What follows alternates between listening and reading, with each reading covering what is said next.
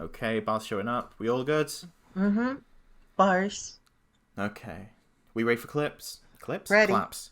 Clip, clop, clip, clop, I'm a horse. Dooba-dooba-doo, feeling coarse. Let's all go to the morgue and eat some human flesh. Woo! Maybe that'd be the cold open. I don't know. Either way, it's going to be musical this episode. Presenting the human flesh-eating horse. Oh god, he's eating the audience. It's Horace, the hungry horse, steed of Ted Sheeran. Watch as he devastates mankind with his hunger for flesh. Death rides on a pale horse. I'm riding a pale horse. We're gonna eat humanity. Beautiful. Welcome to the podcast, everyone.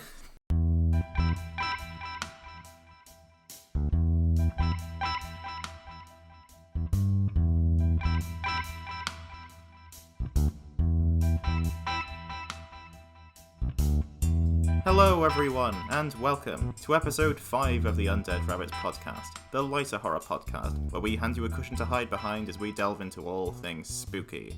I'm your host, Undead Rabbits, and joining me today, as always, is my co-host, artist extraordinaire, it's Vera. That's a me. Yeah, it sure is, isn't it? It sure is. Mm-hmm. As opposed to the human being who has replaced me. The human... What? You've been replaced. Are you doing a bit? Are you trying to do a bit? No. If you're going to do a bit, I'm going to go with it. Okay. What's that, Vera? You've been replaced? No, you wanted to do this, so I'm going to hold your nose in it and you're going to do this bit. You're going to finish it. That's Come on, it. young lady. That's all there is. Is that all you had? Just saying that you definitely haven't been replaced? Yes. It wasn't replaced by something interesting, just replaced by a human being, implying that you're not already. Hey, you don't know. I don't know. I never know what's going on with you, you strange little egg. That's me. That's you. I was going to say so, but I'm terrified I'm going to summon him.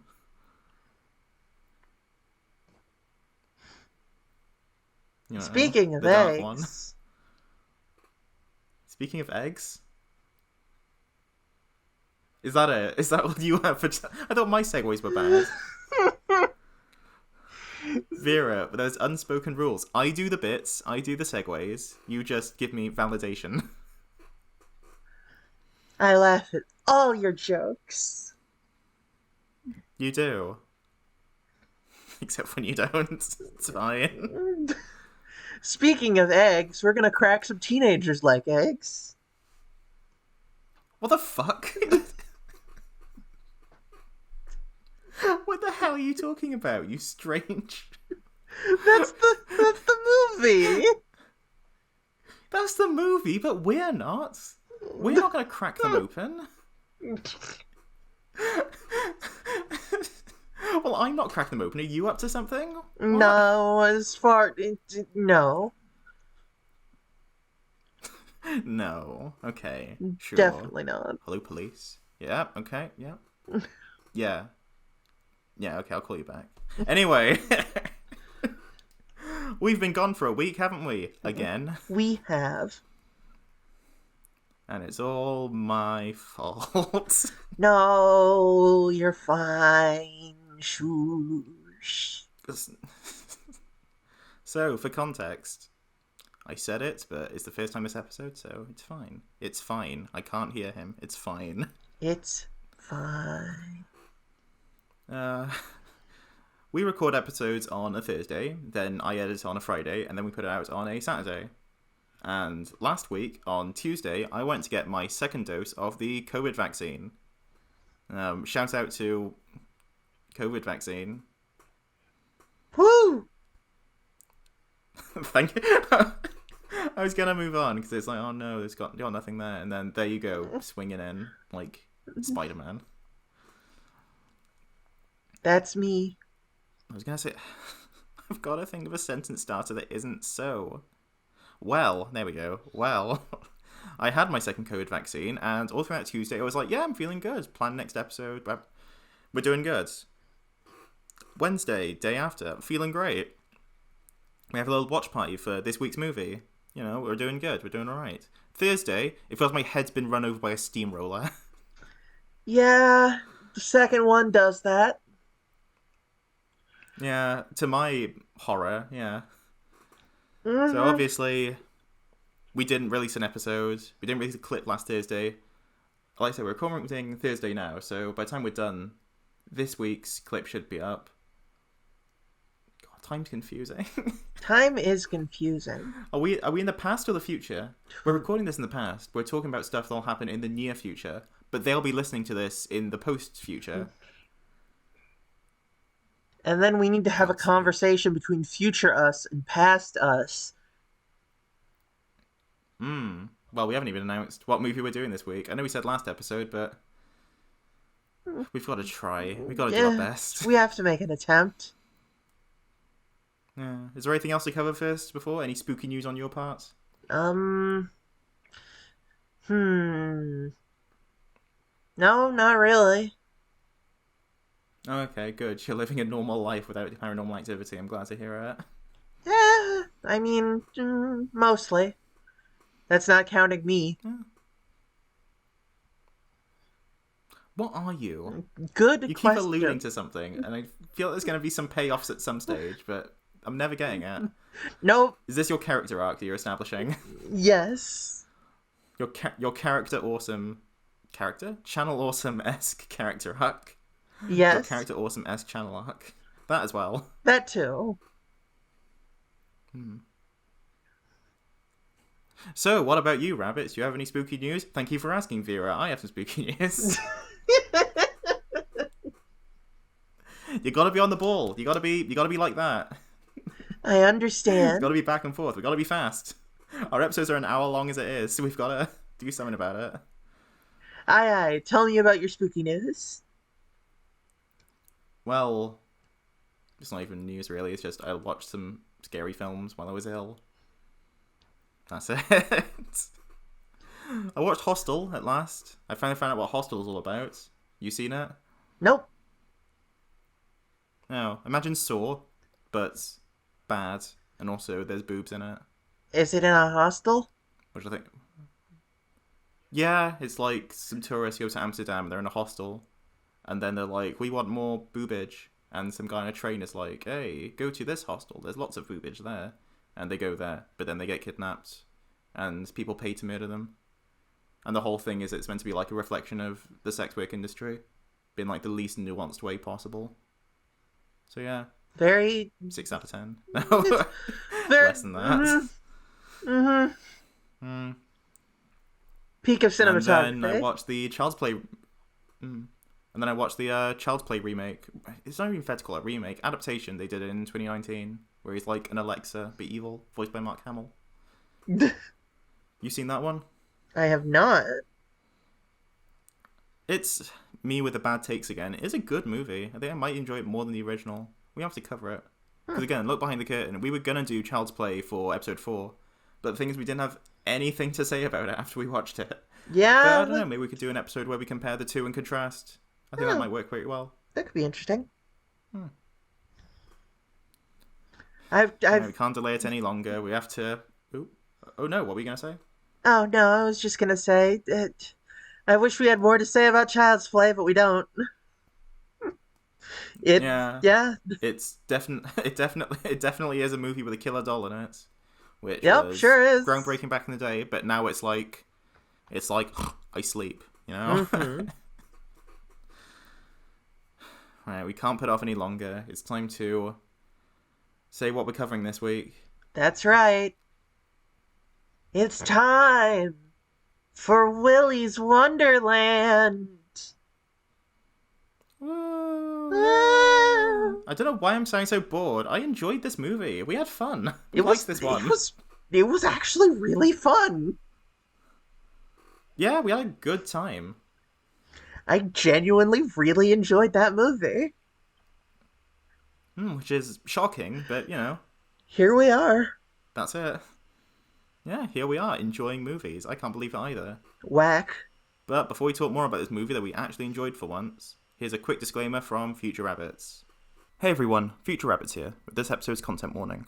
Here at Undead Rabbits, we like to preface every episode with a list of the sensitive topics we'll be covering, to allow you to make an informed decision regarding your listening experience. In this episode, we'll be covering topics including, but not limited to, gore, death, including child death, mentions of Satanism, and sexual content. If you think we've left anything out of this content warning after listening to this episode, then please let us know in the comments. Enjoy the episode, everyone. Stay spooky, and most importantly, stay safe. And welcome back.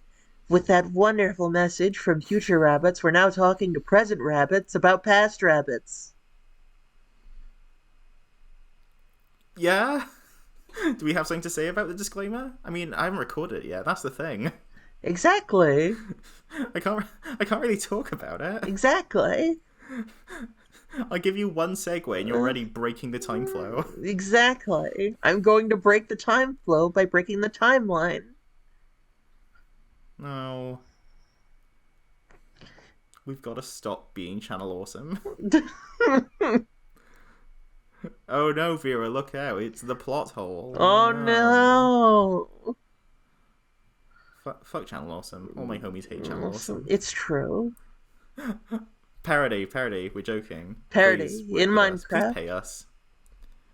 If anyone wants to pay us, then, Please do. Not for anything particular. If you just want to give us money. Yeah, listen. We will set up a Patreon, but we don't have any extra content to give. That's the problem. Maybe we should do, an after show, where it's just us talking for an hour after we do each episode. Yeah. Would anyone want to see that? Let us know in the comments if you'd want to see that. Exactly. In the 1/2 comments we get every episode. Woo! We had one comment on last week's episode, and it was just a spam bot, and frankly, I left it up there just to boost the numbers. Thanks, Spambot. You always looking out for us. Yeah. On the first episode, I was like, let's remove these spam bots. We don't need those. And now it's like, oh, thank fuck a spam bot. Finally, interaction. Boost our numbers, please. Now you've gotten a look behind the curtain. We're actually just a bunch of spam bots in trench coats. We have to scrape interaction and statistics off the floor just to survive. Should we actually talk about the movie we're covering this week, unlike last week where we just fucked about for an hour? Yeah. Let's talk about this genuinely fun movie. Yeah, we enjoyed it. Should we do the plot recap first? It's a short one. Yeah, alright, go for it. Let's do it. Okay, as always, watch the movie that we're talking about. You can get it. I got it from Amazon when it first came out. We watched it again since. But wherever you can get movies, I think it's got a physical release. I hope so. Please distribute movies better, Mm-hmm. Anyway, Willy's Wonderland. I haven't written a thing for this. I'm going just off memory. I'm not reading anything off Wikipedia this time. This is all straight off the top of my head. And frankly... My empty head. Frankly? Frankly, you don't need to write anything for this plot summary. There are details, but at the same time, you don't need to hear them from us. Nope. So, Nicolas Cage is unnamed throughout this movie. I think in the credits they call him the janitor, but just for easy conversation, I'm going to be calling him Nicolas Cage for the rest of it. Yeah. So, Nicolas... I said the thing... Every time I say it, the walls between worlds grow weaker, and Ted Sheeran starts to press through. Like the wall in Nightmare on Elm Street. Horrifying. Nicolas Cage is driving through rural America, but then he drives over some police spikes, and he's like, oh no, my car. Except he doesn't, because he doesn't speak in this movie. Not a single time. Nope. Not a word. Only screaming. And no spoilers of our opinion, but frankly the movie's better for it. He's looking at his car and he's like, oh no, my car. But internal monologue. In reality, he's just like, And this mechanic picks him up and he drives him to the nearest town, which is called American Town. Yep. You got it. This is the problem. Full disclosure, one more time. We watched this movie last Wednesday, so that would be the 18th, and we're recording on the 26th. There's a bit of a gap. We were planning on recording Thursday, but, illness and life got in the way. But here we are now. Exactly. We made it, eventually. Hayesville, Nevada. That's what they're saying the location is. Thanks, Wikipedia. I promise I'm not going to look at you for the rest of this. So this mechanic guy is fixing up Nicolas Cage's car, and he's like, well, you're going to have to pay for it. So he gets out his card, and he's like, well, we don't take plastic here. And apparently all the ATMs around town are broken, and he's got no cash. So the mechanic's like, well, you can work off your debts by cleaning up this old... What would you call this kind of restaurant? I was going to say pizzeria because, animatronic horror, but I don't think it is. I think it's just a kid's restaurant with Play animatronics place. in it. Play Place, that's the one. The McDonald's Play Place. We're not sponsored. Mm-hmm. So Nicolas Cage is taken to the Play Place, which is called Willy's Wonderland, and is owned by, and I'm not joking, Tex McAdoo. Or as It's Doug Dimmadome. It's just Doug Dimmadome. It's Doug Dimmadome, owner of the Dimsdale Dimmadome. That's right, Doug Dimmadome, owner of the Dimsdale Dimmadome. For the rest of this movie, we're just going to call him Doug Dimmadome. We've already given up calling Nicolas Cage by his name. Mm-hmm. So, I can't even say it. Well, we're just going to immediately drop that joke. The Texan. He's a Texan.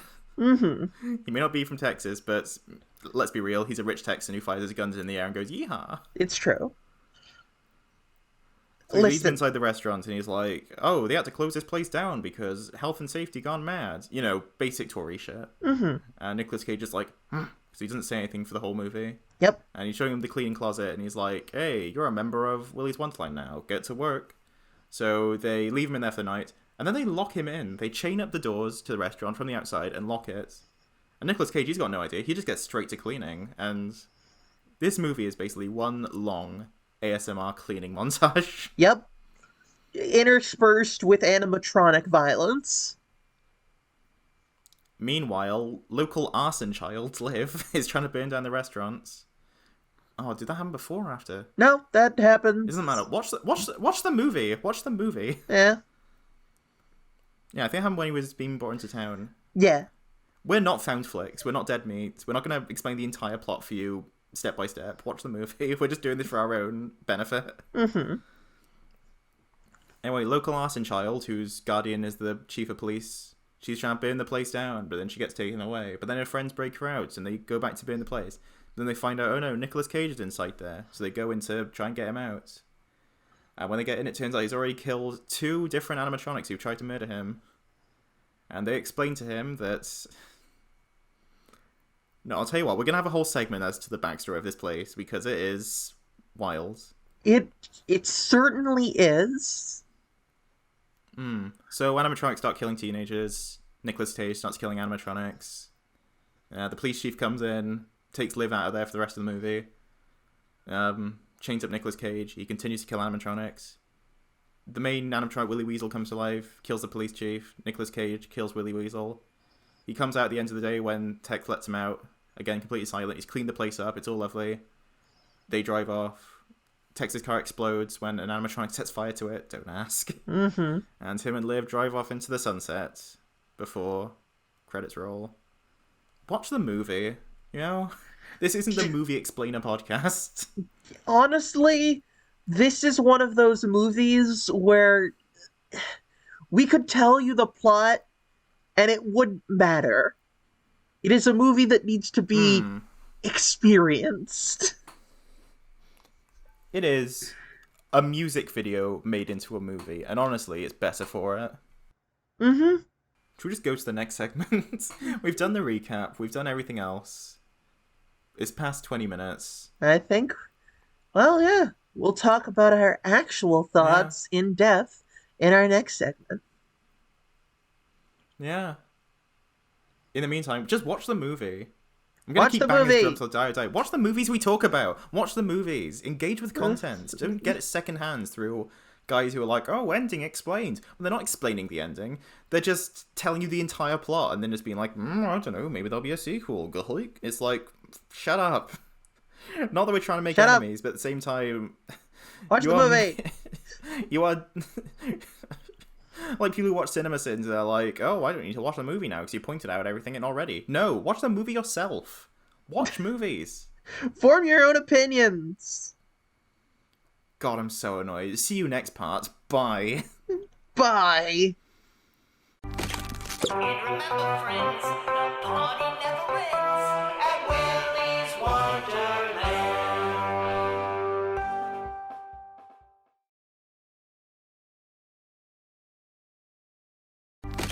And remember, friends, the party never ends at Willy's Wonderland. Hey, welcome back, everyone. Welcome to Undead Rabbits, the podcast where we make compliment soup. Soup. Soup. Soup. We are superb. We are.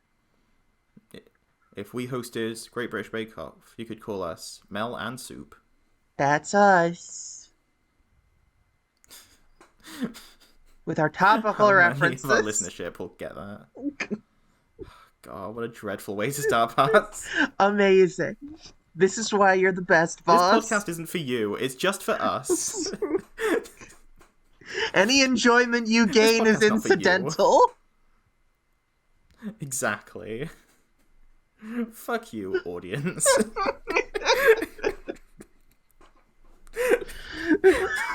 Get out of my pub. Welcome to Undead Rabbits, the podcast where we respect our audience. Woo! Soup time. It's time for soup. I'm trying so hard. You know when a teacher tells you not to say the word said in your writing? I've become that with so. I can't think of any other sentence starters, so I just start sentences like soup time. You gotta do what Like you gotta a fucking do. Sesame Street character.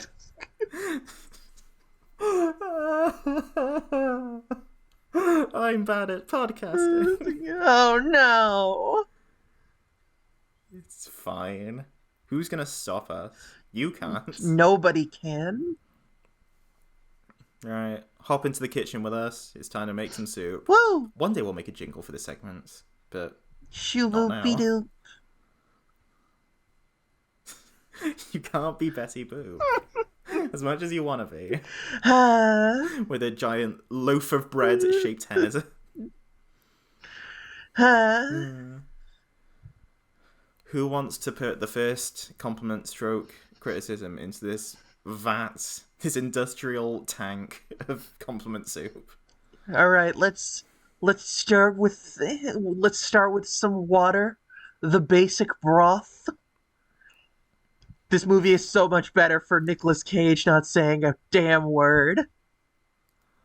Oh, it's absolutely stunning. It's a marvel. This strange Terminator-esque creature that is our main character is the best part of this movie. And when we say he doesn't say a word, we mean he doesn't say a word. There isn't like a one-liner at the end where he's like, ooh, it's Willy's hell for you, and then kills an animatronic. No, he doesn't say a single word. He grunts. He sort of does like a death scream when he kills someone, but like, that's it. No words. No words. That's what I mean. It's like, this movie's like a music video. The dialogue is incidental. Mm-hmm. Everything occurs around him. Rabbit said it best before the podcast in this movie just happens to him. Yeah. Well, I don't know if that's fair. Again, we didn't cover much of the plot in our recap, which is... I mean... We should stop doing plot recaps if we're not going to do them properly. Okay, but again, even if we did cover it, But he does he do functions outside of it. Like, this would be a normal horror movie plot were it not for his inclusion. This is true, because you have your teens coming in and they're trying to burn the place down and they get murdered. But Nicolas Cage, he is indifferent. That's the best way I can put it. He is indifferent to what's going on. He doesn't kill animatronics until they start coming at him. And even after one of them's done it and he puts it in a bin bag and tears out its spine, he just keeps on working. He's like, well, the rest of them aren't attacking me, so I guess I'll just do my job. Mm-hmm. He takes regularly scheduled Honestly, breaks. oh, the breaks are genuinely the funniest part of the movie. We're saying all this, presuming you've watched the movie now, but... Do it. Just to remind you all of it. So throughout the movie, he is taking regular breaks every few scenes or so. His little watch beeps. He gets a can of drink out of the little mini fridge. The drink that he has in the back of his car this whole time. These, like, purple energy drinks. I can't remember what they were called. They got, like, a little fist on them. Yeah, it's sort of like non-real brand energy drink. Mm-hmm. And he plays pinball in his spare time. He, like, cleans up this pinball machine early on in the movie. And then he just plays it in the break room his whole time. When I say break room, it's like break room stroke kitchen. Mm-hmm. It's fine. And it's... throughout the movie, he's taking these breaks. And usually they happen at pretty non-problematic times. But at one point, him and Liv, Arson Girl from Willy, they're trying to fight an animatronic. And then his watch starts beeping. And he looks at her, and he looks at the animatronic, and he looks at his watch. And he looks back at them all again. And he just quietly takes this knife out of his pocket he got earlier, hands it to Liv, and just wanders up to the break room for his break, leaving both of them to just fight to the death. It's amazing. Listen. And once his break's over and they're fighting, he just comes in, ends the fight instantly. Listen. Absolutely. He worked hard for that 15-minute break that is legally obligated to be given to him. He's a good employee, honestly. And he gets the job done. You know, he's not out of spite. It's not out of anything negative. It's just, you know, I've been working. I'm going to take my break. Take care of yourself for 5 minutes. Even when the chains on the door are undone, he does not leave. He simply goes outside and finally takes out the trash now that he has access to the garbage can out back, and then goes back inside. Oh, God. And when he's going back inside, the police chief is just staring at him through the window, and he just looks at him, and he does this little wave before he goes back in. And you can tell there's no malice in that. There's no ill intent. He's genuinely going, hello, officer, and then goes back in to finish his night of work. He's a hard worker. He works hard for the money. Da-da, da-da, da-da. But yes, the base of this movie is that the basic complement broth, which this is all built upon, is this strange Terminator-esque pinball-loving creature is an amazing protagonist. Protagonist. Well, he'd be protagonist anyway because he's the main character. That's how protagonist works. But yeah. I don't know. Does he have any development? Not really. No. The only thing that changes between the start and the end of the movie is that he's taking care of Liv now because police chief guardian has been swatted in half by Willy, and now he's sharing energy drinks with her, and that's it. That's his development. His development is that he has learned basic communication, by which I mean he hands you a can of energy drink. Humans need hydration. Have a drink. That's it. That's it.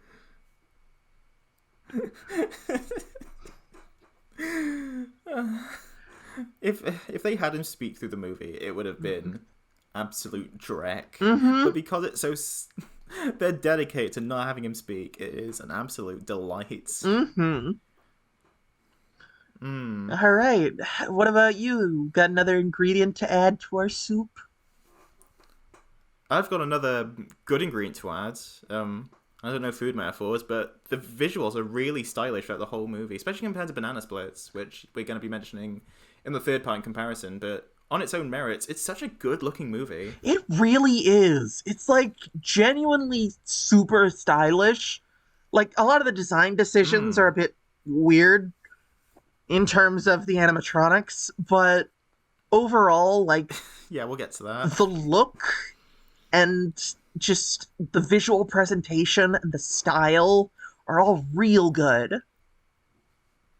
It's so good because the lighting, especially, a lot of times, it's really atmospheric. Because diegetically, it does make sense, why would it be lit up like this? But like, it doesn't matter because it makes such a good movie by the end of it. I can suspend my disbelief. And all the little props they have, the pinball machine especially, is absolutely beautiful.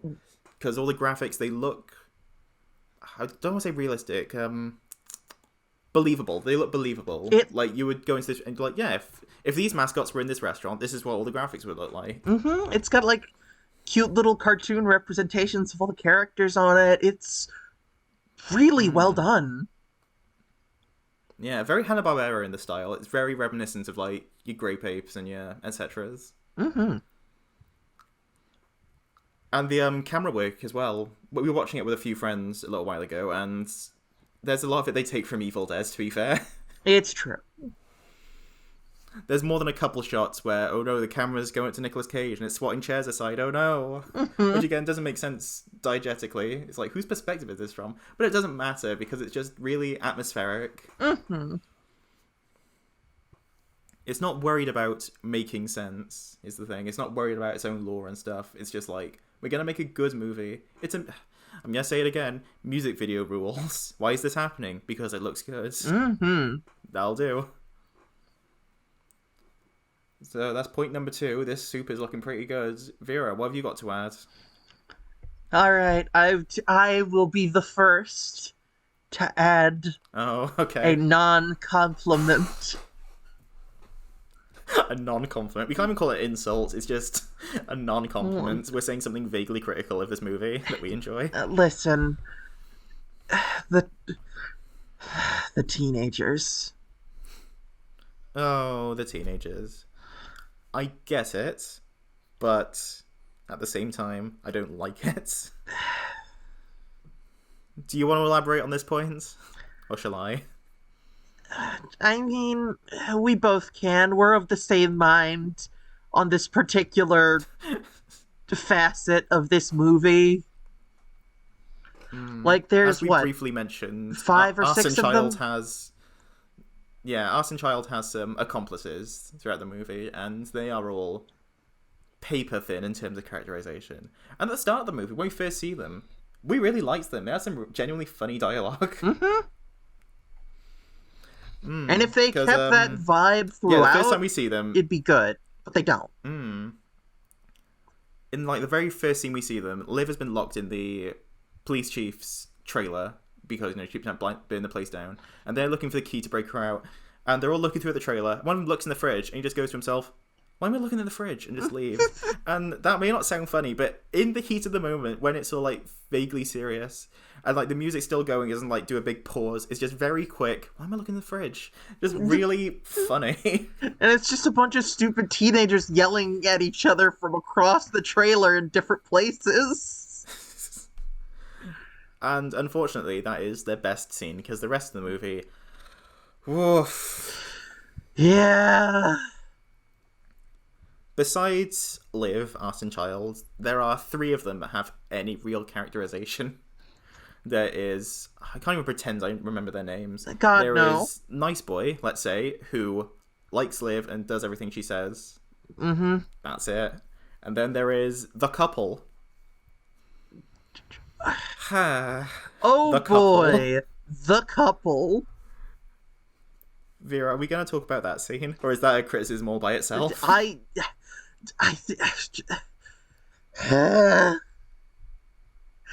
don't know. That could be its entire own ingredient, I suppose. The weird horniness of this movie is something to be talked about in depth, and I don't think we should cram it into this point. Yeah, let's leave that for its own thing, I guess. So, besides the couple and Nice Boy, I think there's like 3, maybe 4 other characters, and they do nothing except die. Yep, they are there to die. I mean, they're all there to die, let's be real. I mean, yeah. Nicolas Cage, he is the Doom guy, you know? He's just gonna walk through all this. He is the Doom Main Slayer. character, you're not gonna kill her. These are our cannon fodder, you know? Mm-hmm. You gotta have my guess, otherwise no one will die throughout this entire movie. But at the same time, at least try to make them decent characters. Yeah. It's not even that they're bad characters, except for the couple. But at least do something with them. At least pretend they're characters and not just big piles of meat for you to split in half and stab with your giant swords. Mm-hmm. With your giant, cartoonish, triangular sword wielded by a dwarf knight? Let's talk about character design. I don't know if I can call this a pro or a con. It's just a big ball of something that we're dropping in. It's like a bath bomb, but for soup. It's unidentifiable. Willy's Wonderland, the restaurant, has in its cast Willy the Weasel, Gus the gorilla, I want to say, Maybe. Ozzy the ostrich, a chameleon, Artie the alligator, Nighty Knight, who's just a human knight, and Sarah Siren, who is the worst animatronic design I have ever seen. If you can even call it that. Mm-hmm. Oh, wait, no. It's just a human, but they're playing with big head mode. Excuse me, you also forgot about the Hispanic stereotype turtle. Oh, God, yeah, I did, didn't I? Oh. Horrid. Yes, I think it was Tito Turtle. When I was saying before that the graphic design of this movie feels authentic, these animatronics sort of run the gamut between good and what the hell is this? It's Do we want to do a quick ranking, actually? Let me get the list of them real quick. it's theming, Do-do-do-do-do. and I have to put heavy air quotes around the word theming, is completely inconsistent. I don't know what this is. Let's go. Let's go one by one. Let's weigh up how we feel about each of these animatronics, and I'm good. This is reading the audio from the Wikipedia page, except making one exception. So, Willy Weasel, how do we feel about that design? He's the flagship. It's a solid A. It's pretty good. He's Really? You give it an A? You go that far? I mean, that's the thing. He functions as the base. He is where you start. I don't feel like he can be out of theme because he is the theme. He is where it starts. In terms of theming, yeah. But in terms of design, In I design, think he's too... He's fine. He's too menacing, I feel. I mean, It's like, yeah. he looks unappealing, but not uncanny Manny. Uncanny Manny? Hi, I'm Uncanny Manny. we got a new character, everyone. Woo! Uncanny Manny. Just comes in and goes, wow, that's pretty uncanny, and leaves. Mm-hmm. And we never see him again. Amazing. Uncanny Valley, that's what I meant to say. He doesn't really fall into it in that way. He just looks threatening. If you got a student to design a scary animatronic, I feel like that's what they would go for. Mm-hmm. It works, but it's trying a little hard. It's not the worst, but you know. I mean, I give it a C. I give it a C. animatronics are inherently C+, horrifying. Cammy Chameleon, on the other hand, how do you feel about that one? It's so weird and funny looking that it's kind of endearing in a way. It looks... The thing is, all these animatronics look like they were made by different people. They look like they belong in different bands almost. Because Willy Weasel is basically just a big tall fursuit where you look out the neck, one like that. But Cammy Chameleon is... He's got these big eyes with the big mechanical eyelids. The whole head seems to be solid plastic. It's like we've got an old-timey dress, but it looks all dirty and stuff. The hair's really weird. And It has a mouth really, I only kind of noticed this on our third rewatch of it. It has a mouth kind of like a nutcracker. Yeah, it's like a proper ventriloquist dummy mouth. And something I only noticed on our third rewatch of it with friends, It is doing the chameleon thing. The color's like shimmering the entire time. I thought it was just the lighting, but no, you can see the colors changing from like blue to purple and stuff. Mm-hmm. It's really interesting. I think it fills more into the I think it falls more into the Uncanny Valley vibe. Yeah. But it's still it's a little over designed. Mm-hmm. I think I'd give it B-. It's a little bit better than Willy, but it still falls into some same trappings. Mm-hmm. Aussie Ostrich, though. Oh, sorry, you didn't give your grade. Sorry, what was yours for Cammy Chameleon? No, I'm right there with you, honestly. Like, I'd give it a solid B. Yeah. Aussie Ostrich is probably the first one I'd say where it feels that would not look out of place in an actual children's restaurant. Yep. Mm-hmm. Like, that thing is, it's got big eyes, slightly anthropomorphized ostrich. Not much to say. It's just really solid. Mm-hmm. Give it an A. There's nothing wrong with it. It meets the brief. Yeah. It's slightly scary because of the eyes. Yeah, nothing I can say. I'd give it a B. Also, given the scale we're working on, I will revise my Willy answer to go with you. Yeah, it's a C. It's average. Yeah. It's just compared to the others. Mm-hmm. And speaking of the others, Tito Turtle. D, strong D. F. Just, Like, I don't even want to humour this design. Given the character who runs this restaurant, I can see him being, I'm going to say, racist enough to do this horrifying stereotype. But at the same time, you're a movie maker. Don't put this in your movie, you know? Tito Turtle is a turtle with a mustache and a sombrero, and that does very basic, stupid, like, stereotypical Spanish. Yeah, and he doesn't do much through the movie. When one of the police is driving Liv away, he, like, busts into the car, and they have a little duel. And then he gets hit in the balls loads. Mm-hmm. And that's it. Oh, and he gets run over at the end. That's it. Yep. And he just swears in Spanish. Mm-hmm. I'm glad I didn't leave that one till last, because that would leave a really sour taste in my mouth. But anyway, yeah. Tito Turtle, fuck off. You could remove him from the movie and nothing would be lost. You wouldn't even notice he was gone. I would honestly like it more. I forgot to mention him. Yeah. Well, at least it's a plus now because we're on to Gus Gorilla. He's my favorite design. I love him. Gorilla greetings. Love it. Gorilla greetings. Stellar.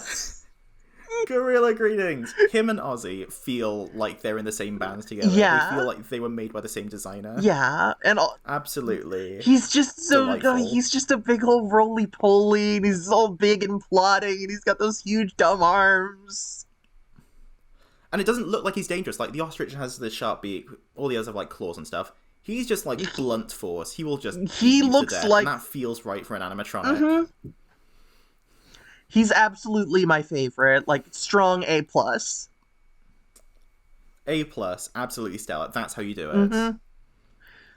And also, his fight scene is possibly the best in the movie, in the bathroom, where he gets curb stomped against the urinal. It's so good. That is like the highlight scene for the movie. If you want to show someone a scene from Willy's Wonderland, show them one of the cleaning scenes, and then show them that. Mm-hmm. And another strong design next, Artie Alligator. Again, one of my favorites. Honestly, I think they do the most... Yeah, no, they definitely do the most CG with Artie. Absolutely. There's a scene early on, I think it's the first scene he actually moves in. Liv is in the vents trying to get into the restaurant, and he's chasing her through, and once she falls out the other side of the vents, his jaws are coming through, like, snapping, there's, like, drool coming off. It stands out, because there's not much CGI in this movie. Well, at least not apparent CGI. Mm-hmm. But yeah, it's really... It hits you, but, like, not in a, oh, they're using CGI, it's just in a, ooh, hello. And he moves, like... The way he moves through the vents in the first scene, like, she turns a corner, gets a little ways in the vent, and he just comes around the corner, like, slams against the wall, and is already moving. It's really good. Jaw snapping, he's moving like an animal. And I know I was saying before with, like, Gus Gorilla, he's good because he doesn't look dangerous. You know, he's just blunt force. Artie Alligator looks like he could just be a poorly designed real-life animatronic. Exactly. You know, one my parents are looking at, it's just like, why are the teeth so sharp? He's like Foxy from Five Nights at Freddy's. You know, I have to make the comparison. We're doing animatronic horror. But he looks like the kind who would just be permanently out of order because this thing bites people. Yeah, for sure. And it's also, like, weirdly one of the most animalistic of them in, like, action. I don't think he speaks once. I think he is, like, dead after a while, they silent stop speaking, and just a weird animal. It's also a voyeur. Yeah, but listen, we could talk about that in its own scene. We'll get to that point. The only other animatronic who doesn't go voiced is Nighty Night. Yeah. I got nothing. A C, I guess. It is. It's a night. The end, I guess. You met the brief. You put a human knight in here. Yeah. Sure, he has a big dangerous sword. And he's got a. It doesn't fit in with. Big old nose. The others didn't fit in with each other. Big old nose. Can't see his eyes because his big bushy eyebrows. Has he got like a mustache and a beard? Yeah. I can't remember. I'm not looking at them as we're doing this. He's got a beard. Yeah. If it was like a Ren Fair, or like, you know, one of those weird medieval restaurants you have over there in America, then maybe. But yeah, I'm not getting the theme. Yeah. It's like Willy and Cammy. They feel like they're from one restaurant. Ozzy, Gus, and what's the word? Artie. They're from another. Tito can fuck off to hell.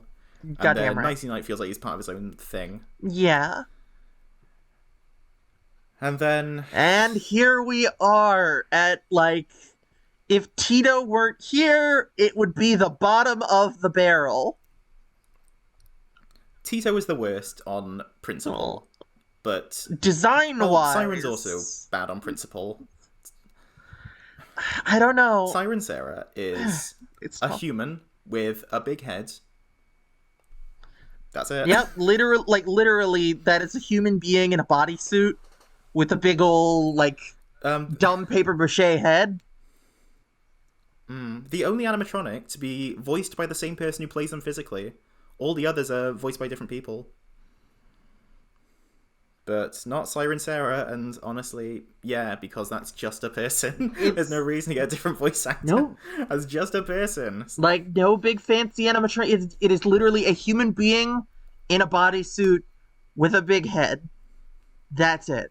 And we were talking about movement with Artie the Alligator and like how he moves like an animal. She kind of has that in her first scene. They're like in this little forest bit in the back of the restaurant, and she's like crawling up trees like a spider. She's like moving backward and stuff.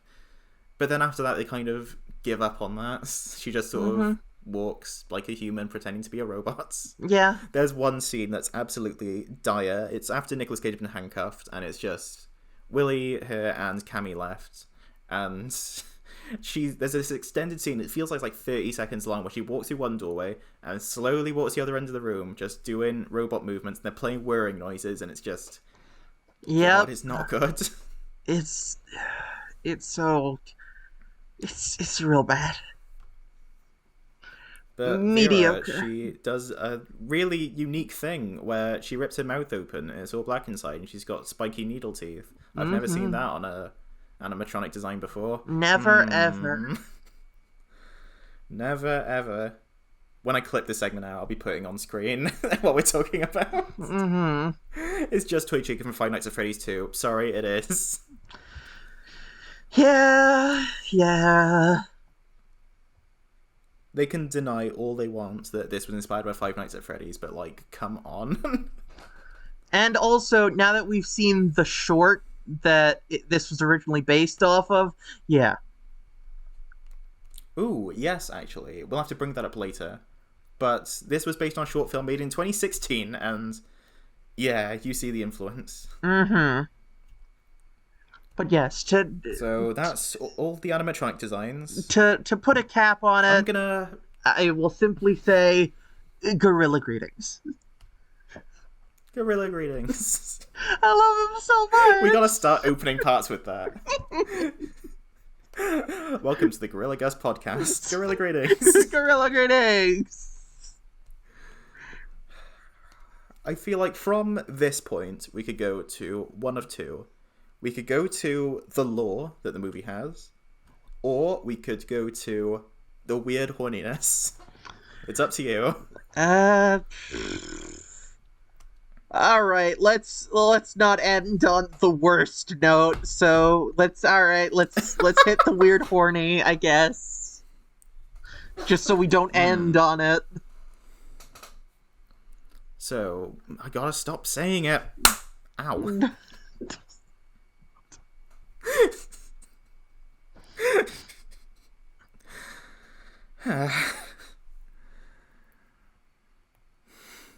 Earlier we were no, I gotta get back in. So, I'm just gonna say it. So earlier I was talking about the lore of the movie and how we'd go into it later. Well, later is now. Hello, welcome to the future. The future's now. Oh, how do I explain the lore? Easily, actually. It's not that complicated. Willy's Wonderland, the restaurant, was created by serial killers. That's it. Mm-hmm. That's why they look like that. That's why they've all got sharp teeth and claws. It was literally a place made by serial killers to lure victims in and kill people. Yep. But then... See, the thing is, in Five Nights at Freddy's, when robots kill people, they end up being possessed by the victim. That's how they normally do this. But Willy's Wonderland goes, no. These robots are possessed by the killers because when the police found out, they killed themselves in a satanic ritual. Yep. They're all holding their little punch cups. Ironic. All sitting around a big satanic circle. All in the outfits that the animatronics wear. So, you can tally up who's possessing who. And funnily enough, it's... You know when I said before that... doing a callback, very child's play. It is a bit child's play, yeah. It's, yeah. Same satanic possession ritual.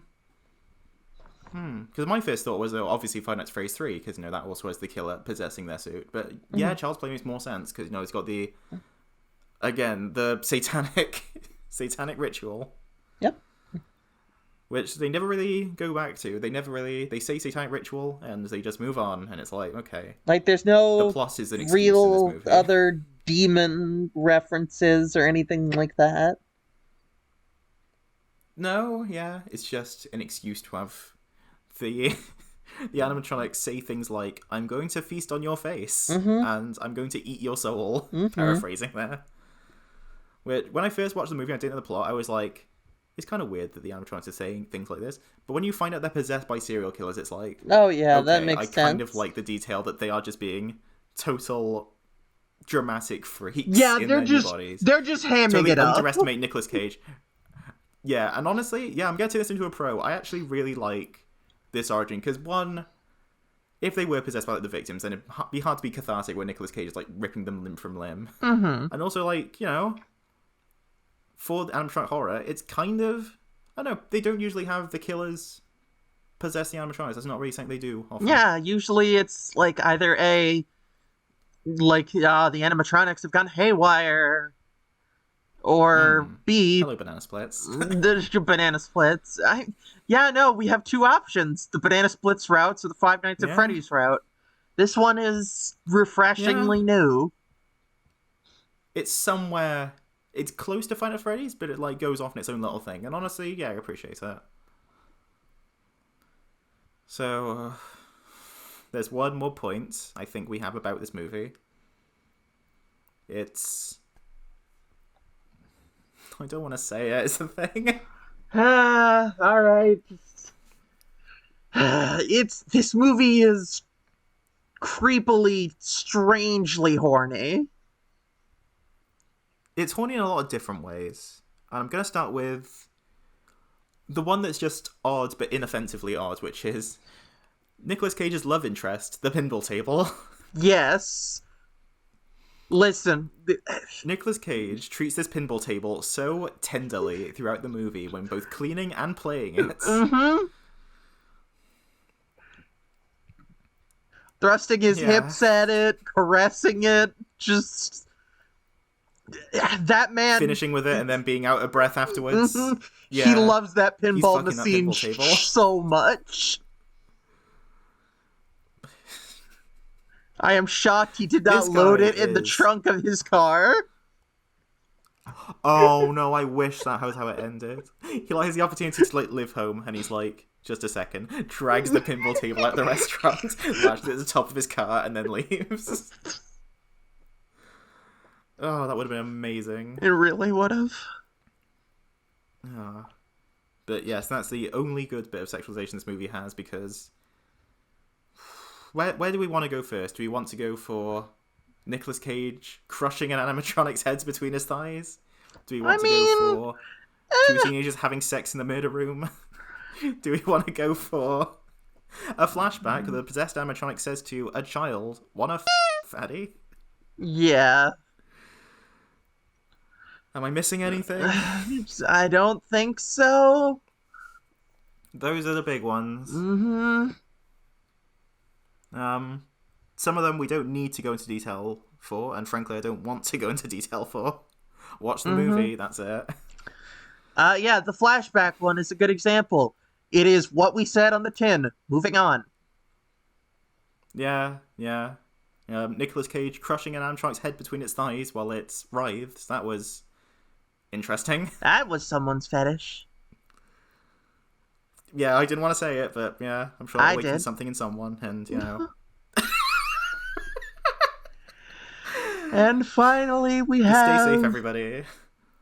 We have the longest... Fucking in the murder room, fucking in the murder room, fucking in the murder room. Heroes in a half shell, Tito Turtle.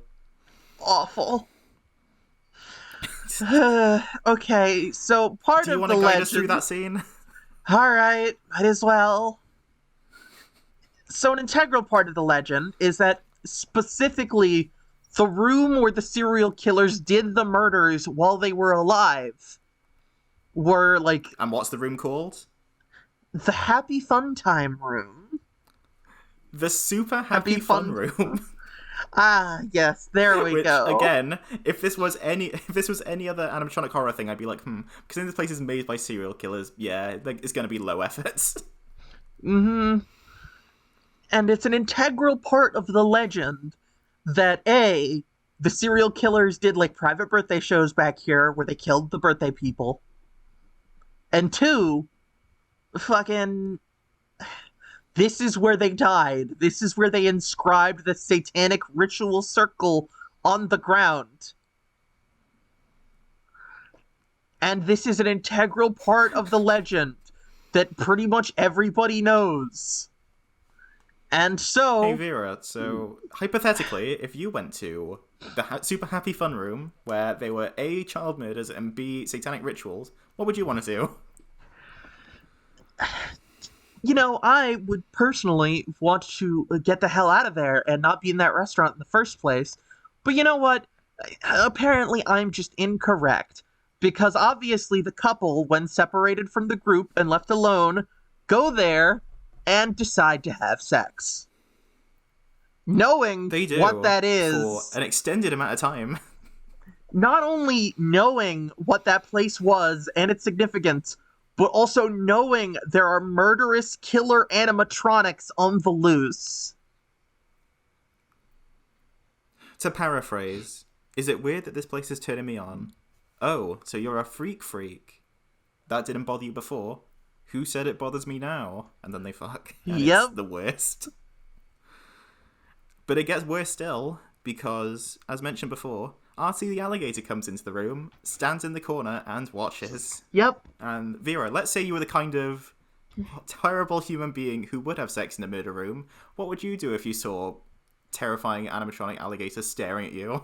That you know is a murder machine. Would you say to your partner, let's put on a show? No, I would not. But that's the difference between me and guess who them, does? I suppose. So they die, obviously. Obviously. in the most violent way I think a human dies in this movie, Yep. with the boyfriend getting his insides eaten for, again, an extended period of time, while the girlfriend is covered in blood while she's in just her bra. And screaming, and then also off-screen violently murdered. Hey, Vera, did you notice how the one black character in the teenage cast gets the most violent death? No, there's two of them. Remember, there's also the quiet, nerdy kid who gets eaten by Tito, well, and the other character who does nothing. who literally does nothing. Yeah, Except- he goes into like a room full of strobe lights and he gets eaten by Tito and Sarah. Mm-hmm. The worst way to go. Like, he makes a weed joke at one point. That's about it. Do they? Yes. Remember that? Oh, okay. Can we just remove the teenagers from this movie, please? Yeah. Leave Liv in there because she's like somewhat interesting. Because she's like, oh yeah, we didn't even talk about the rest of the lore, did we? We didn't even cover that. 'Cause there's two halves. There's the origin and then there's the present, isn't there? Yep.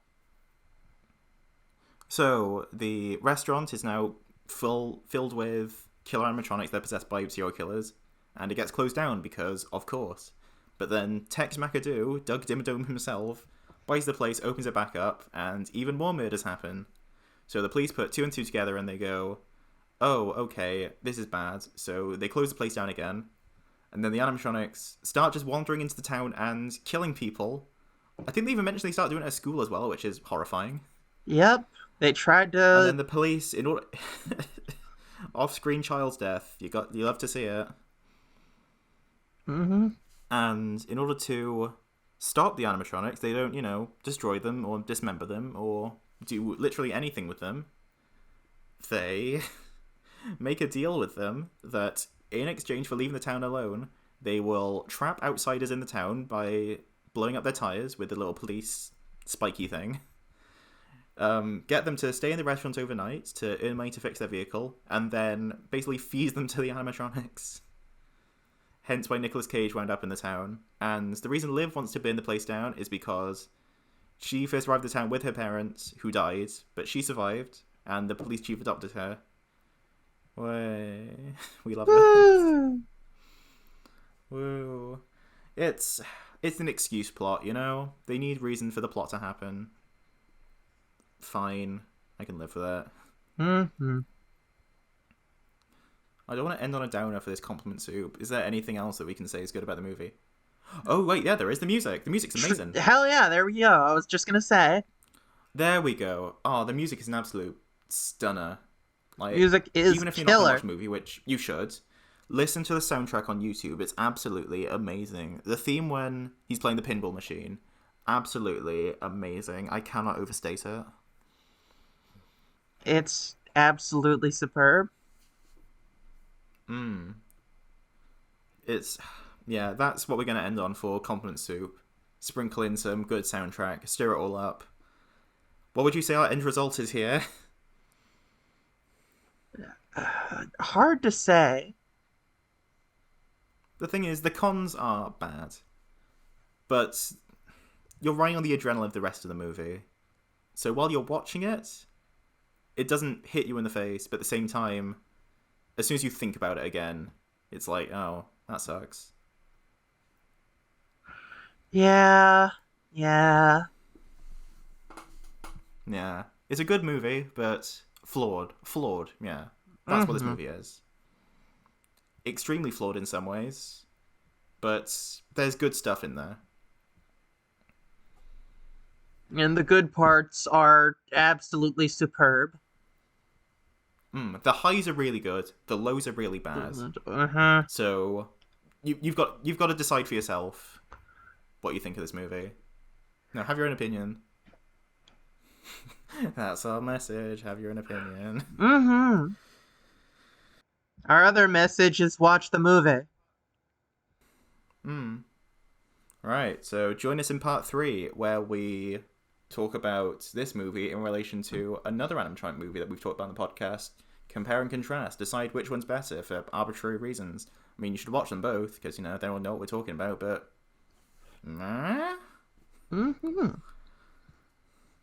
Alright, see you in the next part, everyone. Bye. Bye. And remember, friends, the party never ends at Willy's Wonderland.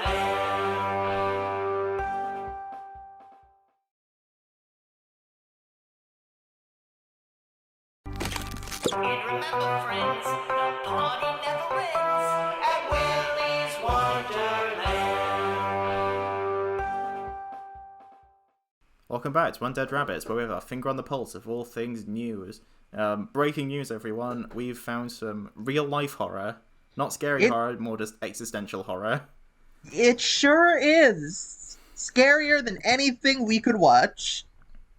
Friend of the podcast, Jane from Unwise Girls, has just sent me a tweet from PlayStation, and it reads, "Celebrate the legacy of Dr. Martin Luther King Jr. in March Through Time. A new experience in Fortnite Creative."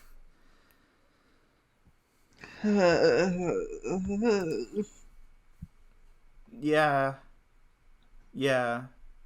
And again. Yeah. Is there any other information about this? We live in such a dark timeline. There's a link in the tweets. Oh, it's a link to the PlayStation blog. Okay. Presents March Through Time in Fortnite.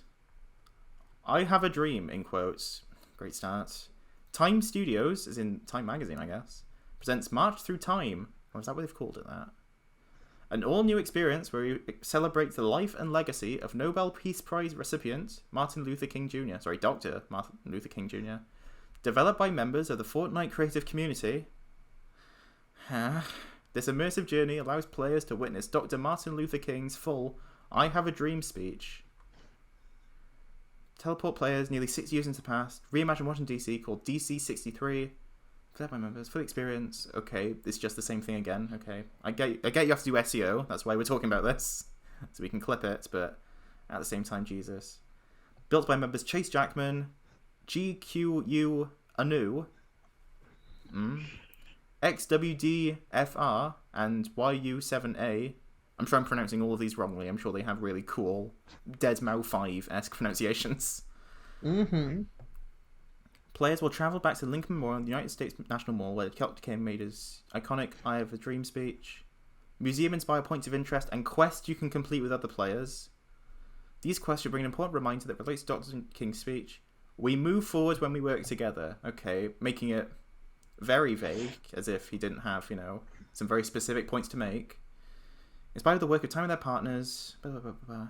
It would not have been possible without the contributions of American Family Insurance, the DuSable Museum of African American History, and the estate of well, at least they got his estate on that. But at the same time, for further in-depth reading to re-educate yourself, family, and friends about the historic struggle for civil rights, meaningful discussions not only in the classroom but then personal lives as well. Okay, right.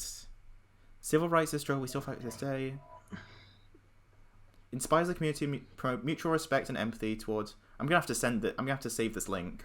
My favorite real quick, because not being funny, I feel like this tweet might get deleted soon. Call it a hunch. Jesus. Call it a hunch. Yeah. We live in such a dark timeline. Yeah, I'm not qualified to make any statements about the appropriateness of this. Not really. But at the same time, I think it's non-controversial of me to say this is not appropriate.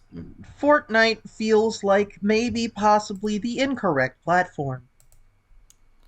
Yeah, the platform that's all about, shooting people is not a good way to promote the life and times and work of Dr. Martin Luther King Jr.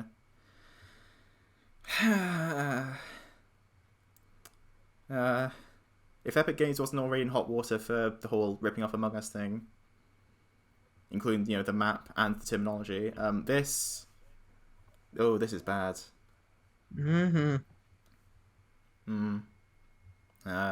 Again, I'm not going to pretend I'm qualified to make any real statements about it, but yeah, this is rough. I don't know if we can lighten So the back to mood now. animatronic movies.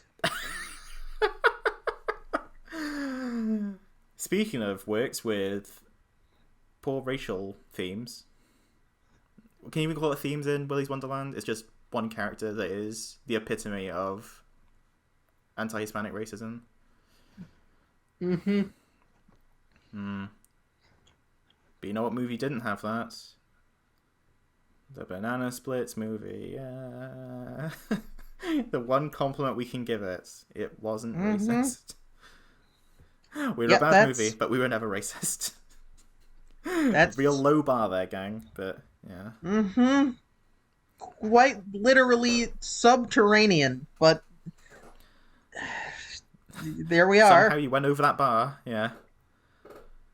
Because Banana Splits movie and Willy's Wonderland are the first two big installments in animatronic horror in terms of film, I would say. I haven't heard of anything else in the works. Obviously, the Five Nights at Freddy's movies in development, but like that's not going anywhere anytime soon. Mm-hmm. So I think it's only fair that we compare these two films in our professional manner that we do, where we occasionally talk about Fortnite being tone deaf. Mm-hmm. So, do you notice any immediate similarities, differences, points of contention, anything? You know, it's odd, but I don't know. Between the two of them, I didn't expect the Banana Splits to have the higher focus on, like, gore. Yeah, honestly. Willy's Wonderland, I know we talked about how violent some of the deaths are, but a lot of it is kind of off-screen, or they're just a blood splatter, or it's, in the case of the police chief's death, really bad CGI, where they mask her in half and then have her twatted off by Willy. Mm-hmm. Twatted off by Willy, that's not a sentence I should say online. Mm-hmm. But yeah, Banana Splits is to another level. You've got dismemberment, you've got people getting sawn in half, you've got guys getting burned alive with like keys getting put through their spines and then the spines hooked out. It's really intense, and I'm surprised with Nicolas Cage in this as well. I'm surprised they didn't go further. Yeah. Yeah. Although maybe then it would have felt a bit excessive as a thing. And honestly, yeah, no, like, between the two of them, somehow... Well, no, never mind. I was gonna say, well... No. In terms of What were you gonna gore, it was more tasteful. Tasteful is not the word. In terms of shall we say. Everything else, no. Animatronic gore is definitely more intense than Willy's Wonderland, though. Those things get fucked up. Mm-hmm. We've got heads being ripped off, oil spurting everywhere. Ozzy Ostrich's spine gets ripped out. Again, Gus the Gorilla gets his head curb stomped against a urinal while he goes, "I thought we were friends." Gorilla Gus, best character. Absolutely. Artie the alligator gets his... to a real one. Yeah, he gets his like Pour entire one head out. ripped in half. Jaw one. He was a real one. Duh. Pour one out for your again, homie. we have pour one into the urinal for Gorilla Gus. Dread. Clean your bathroom in memory of Gorilla Gus. Mm-hmm. There was Siren Sarah getting her head crushed between it. Well, that doesn't kill her, does it? Because then she comes back to set fire to Tex McAdoo's car for some reason. Mm-hmm. Because we really needed closure on them. I really cared about Doug Dimmadome in this movie. Listen. Nah. He has a set of bull horns on the front of his car. That's a belt buckle of a car right there. It is! When he clears out the restaurant, they're talking about reopening it in as like Texan barbecue place or something, and that's when the car gets blown up. And honestly, yeah, that's deserved. Mm-hmm. Like Cammy Smuggler's her head ripped off. And that's the thing as well, speaking of gore, they bleed like oil in this movie. In Banana Splits, they were bleeding like milk, which again, alien, but Yeah. like, weird choice. Yeah. So, yeah, that's the one. Yeah, Banana Splits has better human gore. Better, quote unquote. And Willy's Wonderland has better More. animatronic gore. More. There's more gore. There's One does not simply walk into more gore. Mhm. Dumb and stupid. Awful, terrible, like the worst. I feel like a mid-2010s Disney show. It's quoting memes. Fuck me. Characters, which obviously gonna have to remove Nicolas Cage from the equation because obviously that would win. But in terms of our human cast, Yeah. which would you say is better?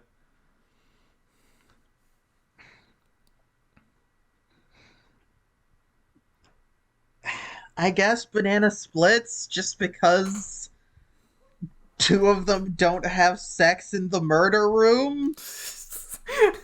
They propose to each other in the magic room. Yeah, well, yeah, but they don't know it's full of murders. Yeah, they were just a vlogger couple who got way worse than they deserved. Mm-hmm. Although speaking of murder room, though, that's the other thing actually. No child's death in Banana Splits. True. Yeah, no one who's not under the age of like 30 dies in that movie. Well, I mean, like Willy's I Wonderland, don't know. we've got teens How old dying. was? We've got How Tad and old Poppy, was? Yeah. yeah, like mid-20s, I want to say. Basically, no ambiguous youths here. You know, they are all adults through and through. Mm-hmm. And then you have Willy's Wonderland, where you got teens dying, you got implied child death, adults dying, everyone's dying. Which, considering the setting is a restaurant made by serial killers, I guess it makes sense, but like, I don't know, is it even... It's not an issue or anything, you know, we're not complaining here, we're just talking about things we noticed. And like, as more movies come out, hopefully they're gonna be even more unique, so, you know, it's harder to compare them. Because that's the thing with Banana Splits and Willy's Wonderland, there's not that much to compare, really. You know, they're both animatronic horror movies that both have, you know, a fair bit of gore in them, but like, beyond the genre, there's not that much to compare between them. They're pretty different stories. One is more supernatural, one is technological, you know, machines malfunctioning. One is more character driven, the other is very visual. Yeah, there's not that much to compare, really. It's just a case of these are only two animatronic horror movies we have recently, so we feel compelled to compare them to each other. Yep, they're the only ones. Yeah. So, in a way, this entire segment is moot. It's fine. We love being irrelevant and pointless and redundant. Listen, that's who we are. I can't believe it, Vera. These movies are two different movies. I can't believe it. Oh my god! Wow. It's uncanny. Oh god, he's coming. It's Uncanny Manny. Hi everyone, it's Uncanny Manny here. I heard you were looking at some uncanny movies. Vera, I don't want to talk to him. Talk to him. I'm still here. Are we still talking about scary movies? Or are we done here? Can I ride out Vera, a say something. tail horse?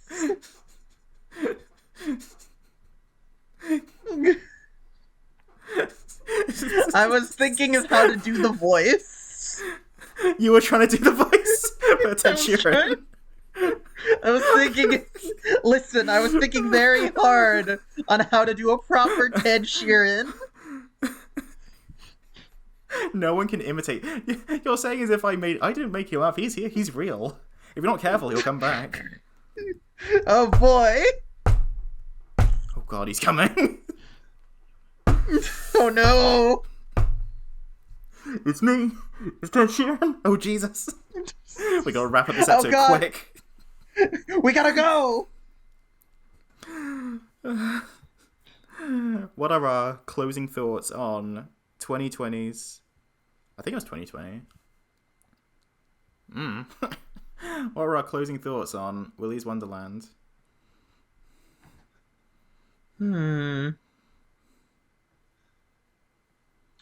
Honestly, more fun than it had any right to be. Yeah. I think because we're thinking critically about it now, we're noticing more things we disliked. But while you're watching it, yeah, it's a fun time. It really is.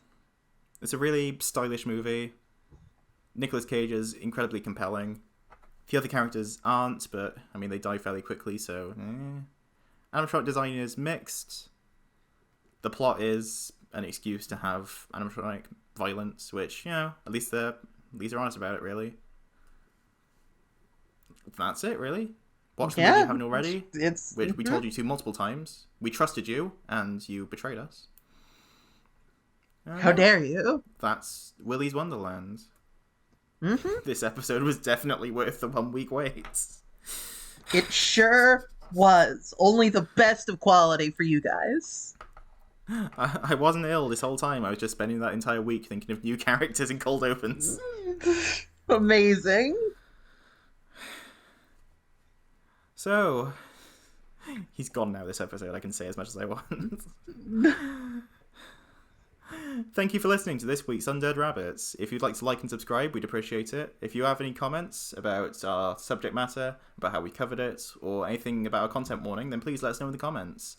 If you want updates on Undead Rabbits as it comes out, then you can follow us on Twitter at UndeadRabbitsYT, or you can ask us questions on Tumblr at our Tumblr URL, Undead Rabbits, all one word. Tell us how cool we are. Tell us how cool we are.